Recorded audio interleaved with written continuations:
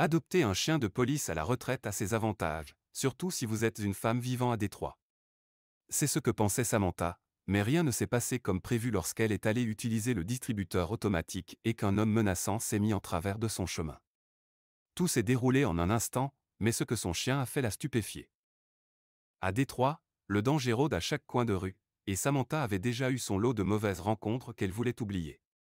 En tant que jeune femme célibataire, elle était probablement la cible idéale pour la plupart des personnes aux mauvaises intentions qui arpentaient les rues. Pour aggraver les choses, son petit ami l'avait quittée et mise à la porte de la maison. Malheureusement, ses finances n'étaient pas bonnes, et elle avait été contrainte de s'installer dans l'un des pires quartiers de la ville. C'est l'une de ces situations dans la vie où vous ne pouvez pas changer vos circonstances immédiatement, alors vous devez faire avec et supporter ce que la vie vous envoie. Mais ce n'est pas facile.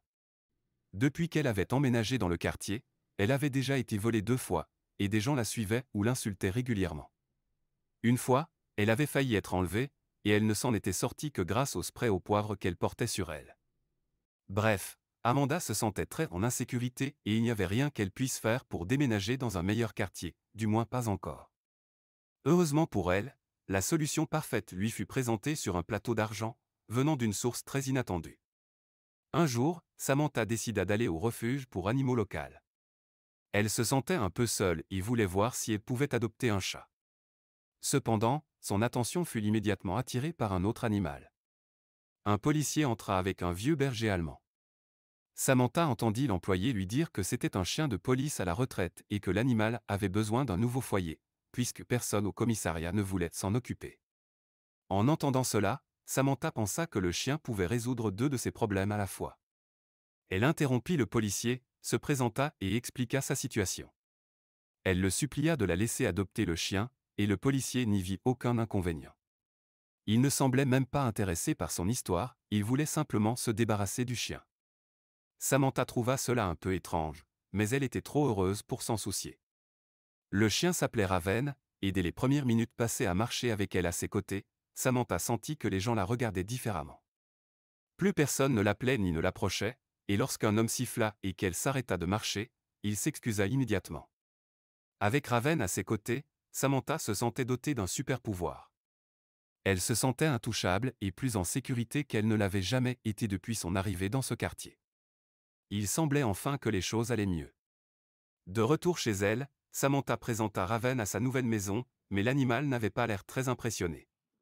La queue basse, la chienne reniflait chaque recoin comme si elle cherchait quelque chose. Certaines habitudes ont la vie dure.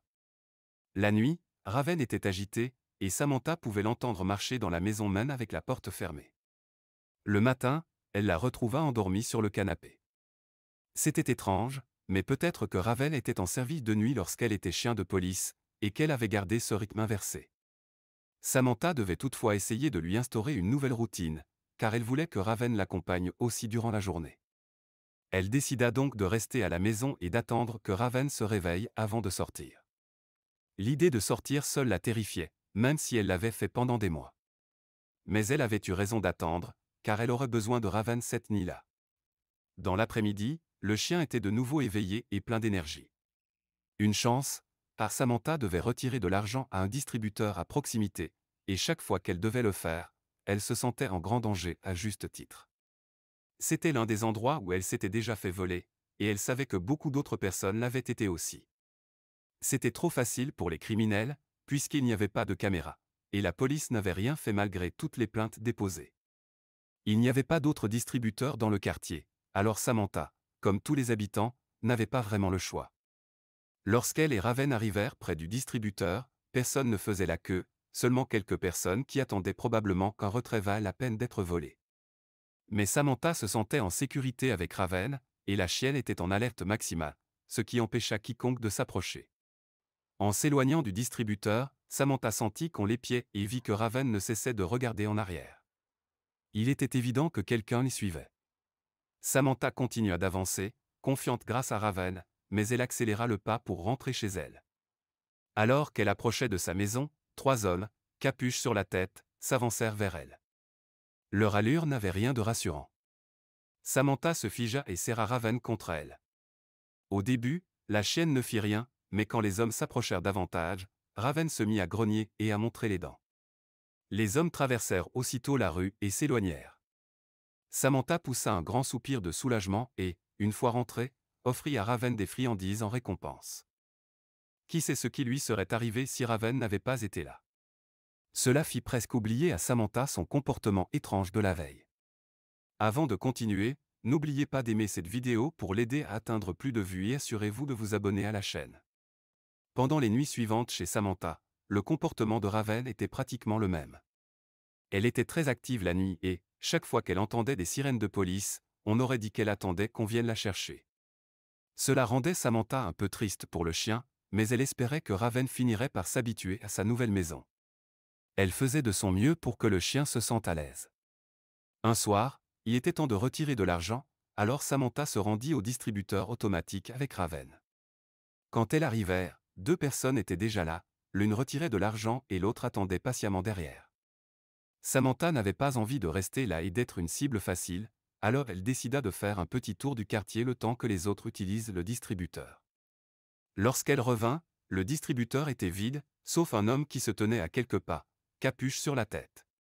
Samantha hésita, puis se décida enfin à y aller. Alors qu'elle s'approchait du distributeur, Raven était méfiante. Elle était en alerte et semblait très intéressée par l'homme, reniflant intensément dans sa direction. Après avoir terminé son retrait, Samantha rangea vite l'argent dans son sac pour que l'homme ne remarque pas combien elle avait retiré. Ce n'était pas beaucoup, mais elle en avait besoin pour payer son loyer. Pendant tout le temps où elle utilisait le distributeur, Raven fixait l'homme. Soudain, il commença à s'approcher. Le cœur de Samantha battit à toute vitesse, mais Raven ne faisait rien. Elle ne voulait pas bouger et Samantha ne voulait pas l'abandonner. Elle appela son nom, ce qui attira l'attention du chien. Raven se mit alors à grogner contre l'homme, qui avait un comportement étrange. Si son intention était de la voler, il ne s'y prenait pas très bien. Finalement, Samantha en eut assez et tira fortement sur la laisse. Raven comprit qu'il fallait partir et obéit. Mais l'homme se mit soudain à courir dans leur direction.